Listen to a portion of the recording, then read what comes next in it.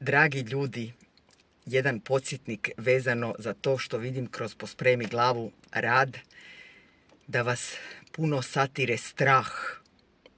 Jedan podsjetnik, iako sam to već više puta govorila, da je to najjači alat tame. Tama u nama cvate kada služimo strahu. Pitat ćete zašto, kako da maknemo taj strah. Dakle, sama tama, samo zlo je strah.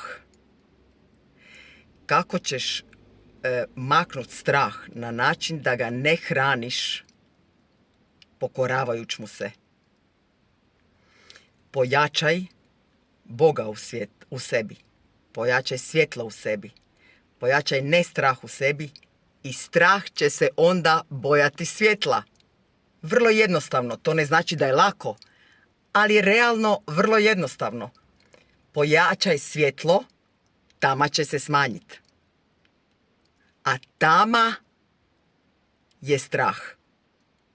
Dakle, ne razvlači strah,